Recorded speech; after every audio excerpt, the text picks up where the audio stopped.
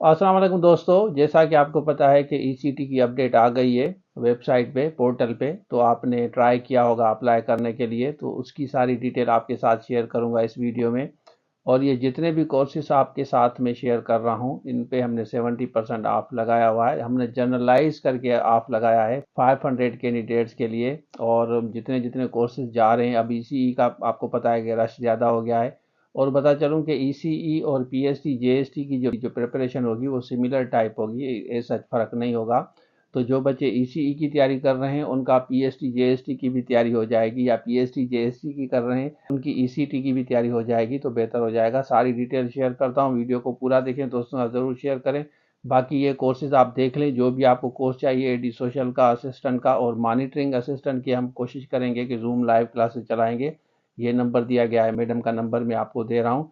आप अपना नाम वगैरह लिखवा लें, उसके बाद आपको एक मैसेज आएगा जैसे हम क्लासेस उसके स्टार्ट करेंगे, इंशाल्लाह बेहतर होगा। अब हम बात करते हैं इसी की, तो चलिए शुरू करते हैं। अच्छा देखिए, सबसे पहले यहाँ पे आ जाएं, बीएस एजुकेशन या BEd having at least second division आपका होना चाहिए, या उसी तरह इक्विवेलेंट आपके पास कोई भी डिग्री हो एचईसी के रिकॉग्नाइज, तो सिंपल हो गया। बीएसओ या बीएड ये क्लियर हो गए तो आराम से जाके आप अप्लाई करें और आप अपनी तैयारी पकड़ें।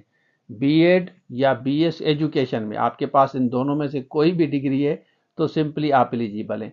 आगे चलते हैं, यहाँ पे ये कह रहे हैं कि या एसोसिएट डिग्री हो एटलीस्ट सेकंड डिवीजन या equivalent from HEC recognised university having minimum 1 year diploma ECT का मतलब एसोसिएट डिग्री भी एजुकेशन में आपकी हो। एजुकेशन में जो एसोसिएट डिग्री होती है उसके साथ इन्होंने एक दूसरा शर्त लगाया है, उसमें इन्होंने कहा है आपके पास ईसीई का भी सर्टिफिकेट होना लाजमी है। अब काफ़ी बच्चे इस पे परेशान है, किसके पास ग्रेजुएशन है तो उनके पास फिर ईसीई का सर्टिफिकेट है, और किसके पास एसोसिएट डिग्री है तो ईसीई का सर्टिफिकेट नहीं है, या ग्रेजुएशन के साथ एसोसिएट उनके पास डिग्री है। अब काफ़ी बच्चे मुझसे पूछ रहे हैं कि सर आप हमें बताएं कि अप्लाई करना चाहिए या नहीं करना चाहिए, हमारे पास ये है। देखें, ये हो सकता है कि अगर आपकी जगह मैं होता, सपोज कि मेरे पास ग्रेजुएशन सिंपल मास्टर्स या ग्रेजुएशन डिग्री होती, उसके साथ अगर ईसीई का सर्टिफिकेट होता, तो अगर मैं इस जगह आपकी जगह होता तो मैं ज़रूर अप्लाई करता अपने बेसिस पे, ठीक है ना। I am not taking the responsibility, क्योंकि बच्चे फोर्स कर रहे हैं कि अगर आप होते तो आप अप्लाई करते हमारी जगह।